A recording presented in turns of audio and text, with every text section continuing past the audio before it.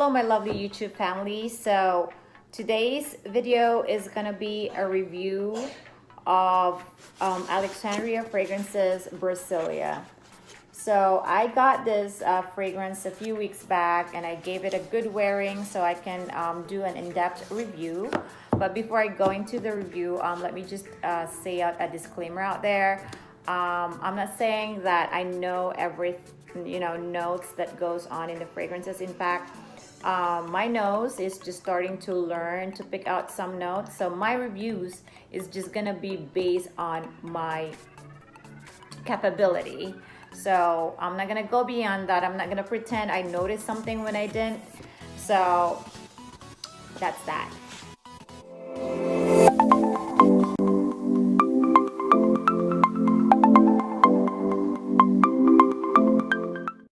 So Alexandria Fragrances is an indie house that makes interpretations of niche or high quality designer fragrances, and the nose behind this house is Hani Hafiz.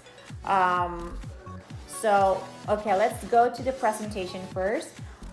It comes in this cardboard box.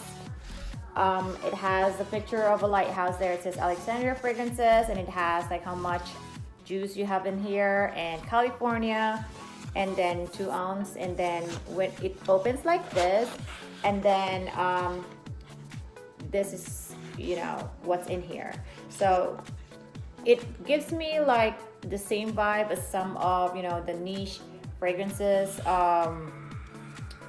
presentation, wherein there's like a hole that your fragrance is housed in so it doesn't move around during transit.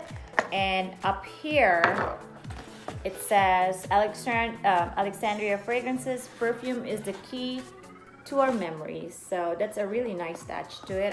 I appreciate this little something here. So the bottle looks like this. It's quite a simple bottle with a label going on here that says Alexandria Fragrances and the name of the fragrance, which in this case is Brasilia. I don't know if you can see that. It's on one side, it has the lighthouse, it says California. On the other side, it has a brief description of the fragrance. So for this, it says fruit, sweet, leather, smoky, parfum extract. So for me, the bottle is simple, minimalistic, but respectable. It's not tacky at all. So I like this presentation. Okay, let's start with what this fragrance is marketed for. I feel like this is actually a unisex fragrance. For me, it doesn't really lean masculine or feminine. Both genders can actually wear this. So the notes in this fragrance is as follows. It's bergamot, black currant leaves, apple, pineapple, pink berries, birch, patchouli, jasmine, musk, oak moss, ambergris, and vanilla.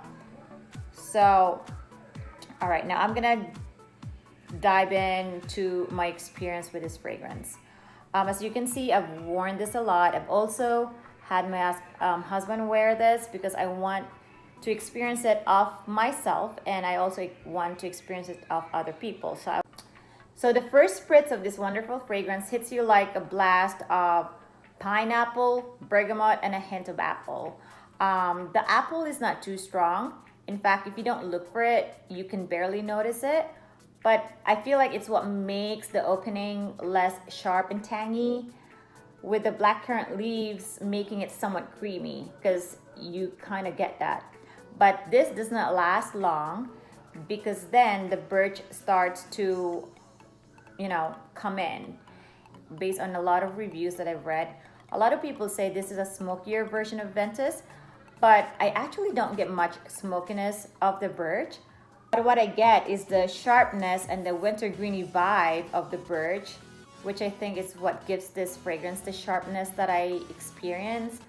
And then when the patchouli starts to creep in, I feel this is the strongest and the most challenging part of the scent story, because it's this sort of earthy, sharp, moist, yet sweet combo. And then eventually it settles down to this really beautiful dry down, which is the pineapple making a comeback, with the delicious vanilla and some musk. To sum it up, it's this beautiful, fresh, fruity, musky goodness that is not in any way simple at all.